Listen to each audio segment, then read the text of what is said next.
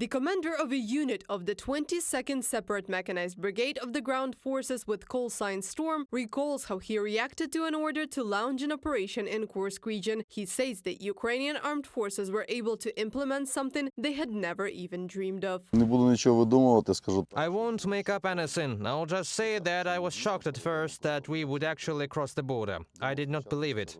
At first I thought it was just talks. But when the first group actually went there, I realized that it was not a joke, but a reality, and we should treat it positively and with combat readiness.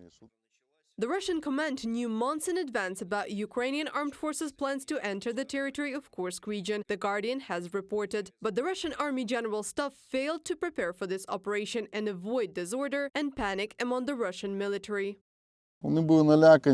They were scared. They did not expect that we would actually cross the border, that we would actually enter their territory and do something, take them prisoners or storm. That's why they definitely, either alone or en masse, surrendered as prisoners of war. There were border guards and conscripts.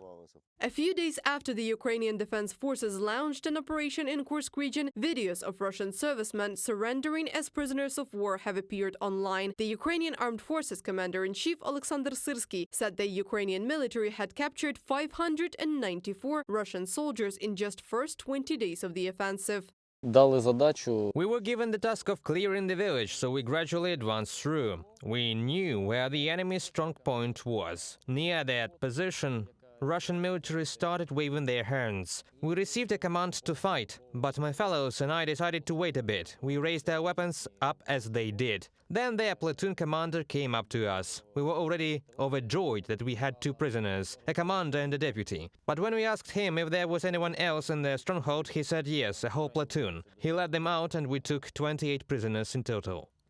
Less than 10 days after the Ukrainian forces began advancing near Kursk, Russia initiated negotiations on exchange of prisoners for the first time in the years of war. The chairman of the Council of Reservists, Ivan Tymochko, has said on August 24th, the first 115 Russian conscripts were exchanged for Ukrainian servicemen, including those who had been held by Russian occupants since 2022.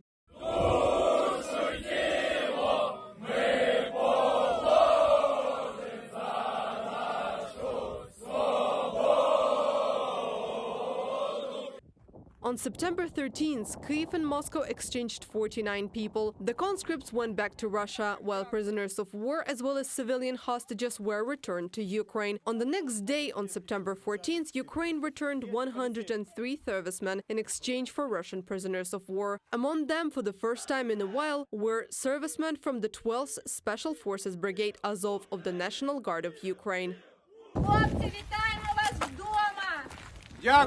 Thank you. During the months-long operation in Kursk region, the Ukrainian armed forces have taken control of about 100 towns and villages. This is 1,300 square kilometers. Closer to mid-September, Russian troops began active assault operations. They tried to attack the Ukrainian forces from several directions at once. On September 18th, the representative of the Ukrainian commandant's office in Kursk region said the Russian counteroffensive has been stopped. Since then, the army of the aggressor country has been hitting Ukrainian-controlled settlements with artillery, using drones and guided aerial bombs. Was your home damaged or not? But it was not Ukrainians, was it?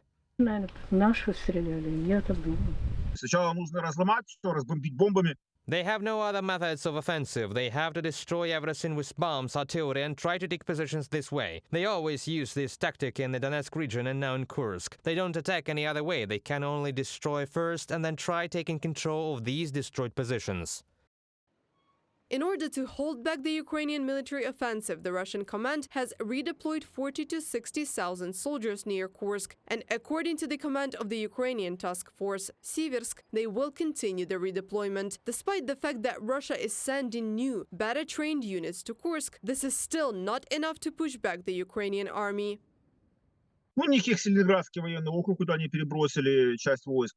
They have the Leningrad military district, from which they have transferred some of the troops that they were obviously preparing for battle in Ukraine in order to achieve the goals they had set for themselves. They have some units that they transferred from the front. This includes the Marines, at least 2 brigades. There are airborne units as well as conscripts. And it seems to me that some of them will be forced to sign a contract for military service.